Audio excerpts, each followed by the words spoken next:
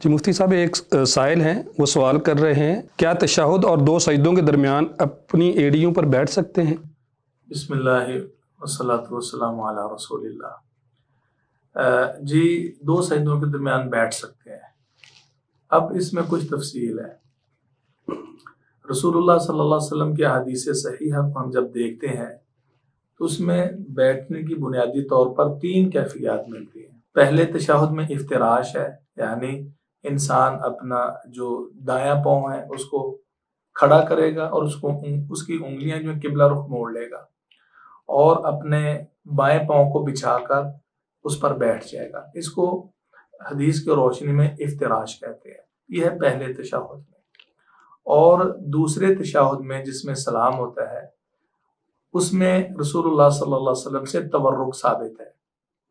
تورک کا یہ ہوتا ہے کہ آپ نے جو اپنا بائیں پاؤں ہے نا وہ بچھا کر باہر نکال لینا ہے اور دائیں پاؤں کو نصب کرنا ہے اور انگلیاں قبلہ رخ کر لینی ہے اور جو مطلب سرین ہے وہ زمین پہ رکھ لینا ہے۔ اس کو کہتے ہیں تورک، ورکن سے ہے، سرین کو کہتے ہیں۔ یہ تو ہوگی تشہد سے متعلق، لہٰذا اسی سے ظاہر ہوا کہ تشہد خواہ پہلا ہے یا تشہد ہے دوسرا، اس میں رسول اللہ صلی اللہ علیہ وسلم سے ایڑیوں پہ بیٹھنا ثابت نہیں ہے۔ اس کو حدیث کی زبان میں اقعاء کہتے ہیں، اقعاء۔ تو پہلا تشہد ہو یا دوسرا تشہد ہو، وہ ان دو کیفیتوں کے ساتھ بیٹھنا ہے، ایڑیوں پہ نہیں بیٹھنا الا کہ کوئی شرعی عذر ہو کہ انسان نہیں بیٹھ سکتا۔ ہاں، یہ صحیح مسلم کی حدیث ہے اور جس کے راوی سیدنا ابن عباس رضی اللہ تعالیٰ عنہ ہے۔ ان سے امام طاووس رحمہ اللہ نے اس حوالے سے پوچھا بین السجدتین، ایڑیوں پر بیٹھنے کے حوالے سے، تو سیدنا ابن عباس رضی اللہ تعالیٰ نے بتایا کہ یہ سنت ہے۔ تو انہوں نے امام طاووس رحمہ اللہ کہتے ہیں اِنَّا لَنَرَاهُ جَفَاءً بِالرَّجُلِ، ہم تو آدمی کے لیے اس کو باعث مشقت سمجھتے ہیں کہ انسان ایڑیوں پہ بیٹھے۔ تو انہوں نے بڑا ہی خوبصورت جواب دیا، فرمایا ہی سنت نبیکم صلی اللہ علیہ وسلم، یہ آپ کے نبی صلی اللہ علیہ وسلم کی سنت ہے۔ لہٰذا بین السجدتین، یعنی ایک سجدہ کر کے جب نمازی اٹھے گا تو کبھی کبھار اگر وہ اپنی ایڑیوں پر بیٹھ جائے اور پھر دوسرے سجدے کے لیے چلا جائے اور دوسرا سجدہ کرنے کے بعد پہلا تشہد ہے یا دوسرا تشہد ہے، ان دو طریقوں میں سے جو کہ سنت میں آتے ہیں وہ اختیار کر لے تو اس میں کوئی حرج نہیں ہے، سنت ہے۔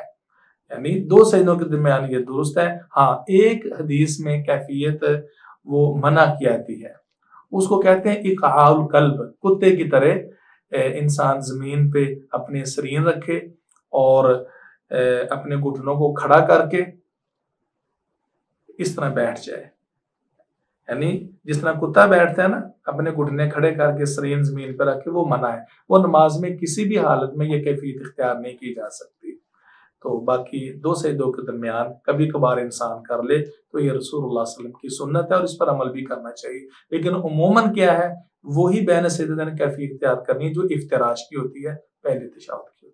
سیدنا ابن عباس رضی اللہ عنہ نے اس کا کوئی حوالہ بھی دیا کہ یعنی نبی صلی اللہ علیہ وسلم نے کس موقع پہ یا نماز کے اندر ہی نبی صلی اللہ علیہ وسلم اس طرح بیٹھے ہیں؟ جی یہ نماز سے متعلقہ امام مسلم رحمہ اللہ نے صحیح مسلم کتاب الصلاۃ کے اندر اس حدیث کو درج فرمایا ہے۔ صحیح، ہاں جی، تو وہ دوران نماز کی بات ہے۔ ویسے تو نماز سے ہٹ کر انسان سوائے ایک آدھی کیفیت کے جس کو آپ علیہ الصلوۃ والسلام نے روکا اور اس سے منع فرمایا کہ اپنے دونوں ہاتھوں کو پیچھے کی طرف کر کے یوں ٹیک لگا لے، تو فرمایا یہ ان لوگوں کے بیٹھنے کی کیفیت ہے جن پر اللہ ناراض ہوتا ہے، مغضوب علیہم لوگوں کی یہ کیفیت ہے، اس طرح نہیں بیٹھنا چاہیے۔ باقی اقعاء جو ہے جس کو ہم گوٹھ مار کے کہتے ہیں اردو زبان میں، گوٹھ مار کر، تو نماز کے اندر تو ہر صورت میں منع ہے، لیکن نماز کے باہر جواز ہے بشرطے کہ سطر ننگا نہ ہو، احمد باندھی ہے یا پینٹ شرٹ پہنی ہوئی ہے تو کئی لوگ گوٹھ مار کے بیٹھتے ہیں تاکہ جسم کا حجم جو ہے نا وہ نظر نہ آئے، ویسے کوئی حرج نہیں۔ جزاک اللہ خیر۔